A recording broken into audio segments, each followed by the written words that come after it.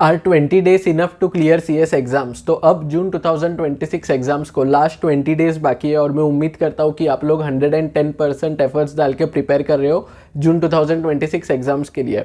अभी भी बहुत सारे स्टूडेंट्स ऐसे हैं जिनका किसी का 10%, किसी का 20%, किसी का 30% सिलेबस बाकी है। मतलब रिवीजन तो साइड में हो गया, अभी रिवीजन स्टार्ट नहीं हुआ, बट जो मेन सिलेबस है, जो प्रिपरेशन करना है, वो बाकी है 10, 20, 30%।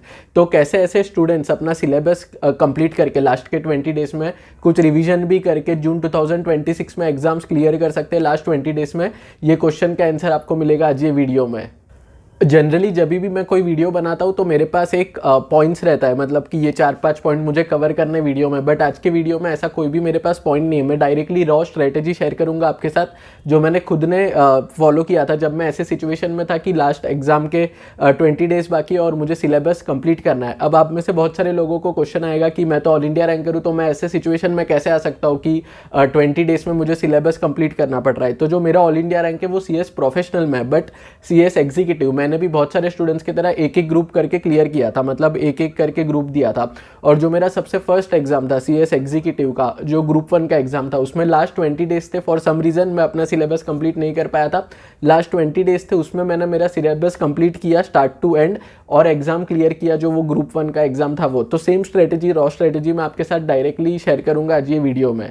तो अगर मैं 20 डेज में पूरा सिलेबस कंप्लीट करके एक ग्रुप क्लियर कर सकता हूँ, तो आप भी 110% 20 डेज में, अगर आप इसको बेस्ट वे में यूज़ करो, तो आपका जितना भी 10, 20, 30% सिलेबस बाकी है वो कंप्लीट कर सकते हो और एग्जाम भी क्लियर कर सकते हो जून 2026 में। बट एक पॉइंट का आपको ध्यान रखना है कि अभी आपको काफ़ी प्रॉपर, मतलब एक स्ट्रेटेजिक वे में पढ़ाई करना पड़ेगा। ऐसा नहीं कि आप 10-12 घंटे पढ़ रहे हो, अभी वो टाइम जा चुका है। अभी आपके एग्जाम को लास्ट 20 डेज है, तो आपको थोड़ा ज़्यादा पुश करना पड़ेगा खुद को। मतलब आप एग्जाम्पल के लिए समझ लो 14 to 15 आवर्स या 13 to 14 आवर्स, जितना आपका कैपेसिटी है उतना आपको पुश करके पढ़ाई करना पड़ेगा, क्योंकि आपका फर्स्ट टारगेट है सिलेबस कंप्लीट करना, जो भी है 10, 20, 30%। उसके बाद आपको थोड़ा बहुत टाइम चाहिए रिवीजन के लिए।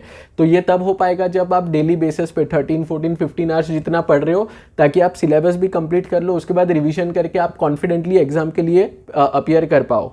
अब ये कैसे पॉसिबल होगा, उसका एक 5 स्टेप फॉर्मूला है जो काफ़ी सिंपल है, बस आपको अच्छे से समझना है और उसको एज इट इज इंप्लीमेंट करना है। अगर आपने इसको इंप्लीमेंट कर दिया तो ट्रस्ट मी, आप आपका एग्जाम अभी भी क्लियर कर सकते हो जून 2026 में ही, और सेम एग्जाम आपको वापस दिसंबर में नहीं देना पड़ेगा।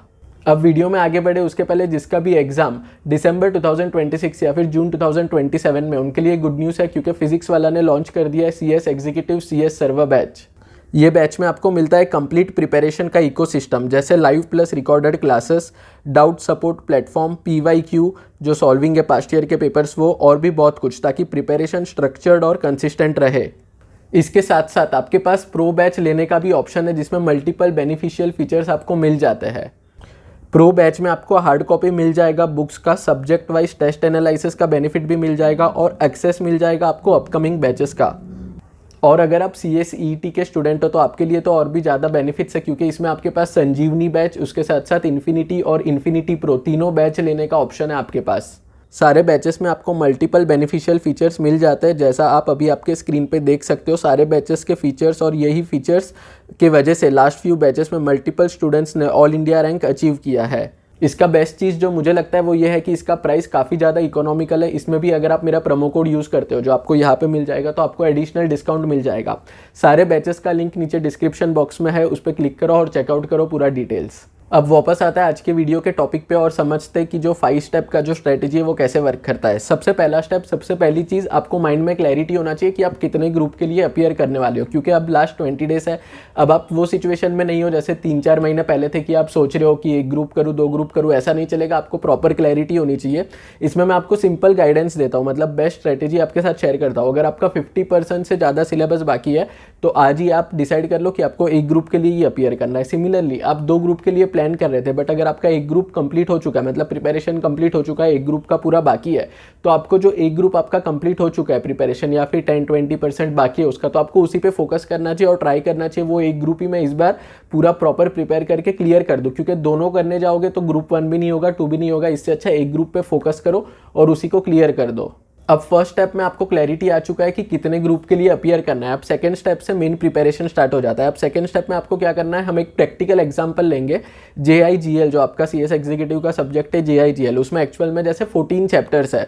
तो सपोज एक एग्जांपल लेते हैं कि आपके 10 चैप्टर्स उसमें कंप्लीट हो चुके हैं, 4 बाकी है। ये मैं बस एक एग्जाम्पल ले रहा हूँ, आपका 2-3 अलग अलग सब्जेक्ट में मल्टीपल चैप्टर्स बाकी होंगे, तो आप ये सेम एग्जाम्पल को उसमें आप यूज़ कर सकते हो। तो JIGL जैसे सब्जेक्ट है उसमें आपका 10 चैप्टर्स हो गया, 4 चैप्टर बाकी है। तो अब कैसे वो 4 चैप्टर को कंप्लीट करना है, आई नो आपका उससे ज़्यादा सिलेबस बाकी होगा, आप सेम स्ट्रेटेजी दूसरे सब्जेक्ट में भी अडॉप्ट कर सकते हो। ये एग्जाम्पल के लिए मैंने JIGL लिया है और मैं आपको एक्सप्लेन करूंगा कि कैसे जो 4 चैप्टर बाकी है उसको कवर करना है।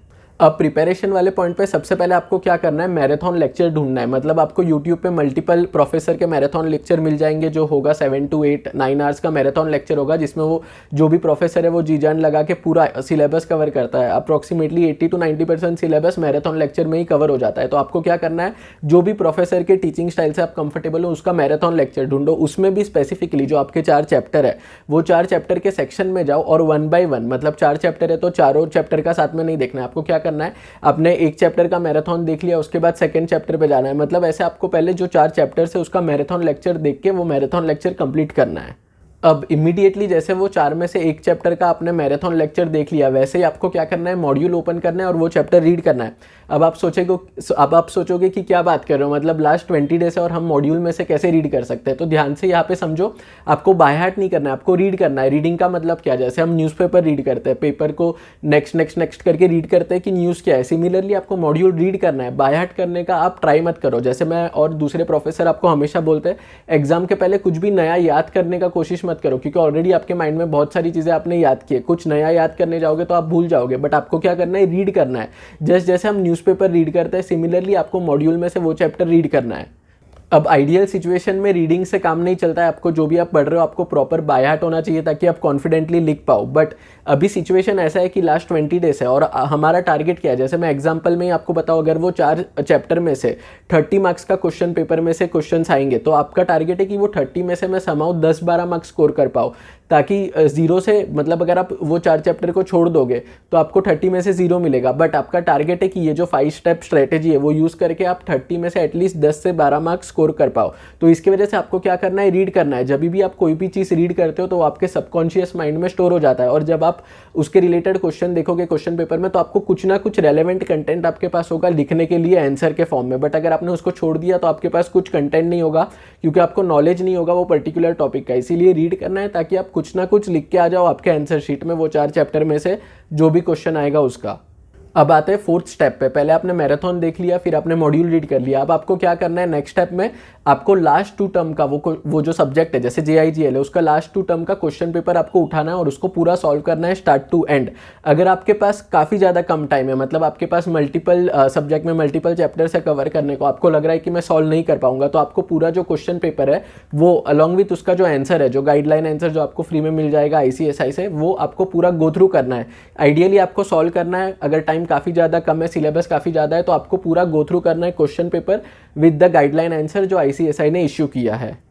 अब लास्ट और 5th स्टेप में आपको क्या करना है, स्पेसिफिकली वो जो 2 टर्म में से जो 4 चैप्टर है उसके जो क्वेश्चंस आए उसको हाईलाइट करना है, वापस से मॉड्यूल ओपन करना है, वापस से उसको रीड करना है स्पेसिफिकली, और मॉड्यूल में उसको आपको हाईलाइट भी करना है, क्योंकि एग्जाम के एक दिन पहले जो आपका फाइनल रिवीजन होगा, एग्जाम के एक दिन पहले भी स्पेसिफिकली आपको वो मल्टीपल बार रीड करना है, क्योंकि बाकी तो आपने अच्छे से याद किया होगा, बट ये 4 चैप्टर का जो क्वेश्चन है वो ऐसा होगा जो आपने सिर्फ रीड किया है। तो मल्टीपल बार आपको रीड करना है 1 day before the exam and on the day of exam, ताकि वो जितने बार आप रीड करोगे उतना अच्छे से आपके सबकॉन्शियस माइंड में वो स्टोर हो जाएगा और उतने कॉन्फिडेंटली आप आंसर लिख पाओगे जब आपके सामने क्वेश्चन दिखेगा वो चैप्टर्स में से। तो फ्रेंड्स, आई होप ये 5 स्टेप स्ट्रेटजी आप फॉलो करोगे और इसको यूज़ करके आप आपका जितना भी सिलेबस बाकी है वो कवर कर लोगे। ट्रस्ट मी, ये स्ट्रेटजी मैंने खुद एग्जैक्टली एज इट इज़ मैंने फॉलो किया है और पूरा एक ग्रुप मेरा ये स्ट्रेटजी को यूज़ करके ही क्लियर हुआ है। तो आप भी अगर ये फॉलो करोगे तो आपका 110% चांसेस है कि जो भी आपका सिलेबस बचा है वो भी कंप्लीट हो जाएगा और आपका एग्जाम्स भी क्लियर हो जाएगा जून 2026 में। अगर आपको आज का वीडियो अच्छा लगा तो वीडियो को लाइक कर देना और thank you very much for watching.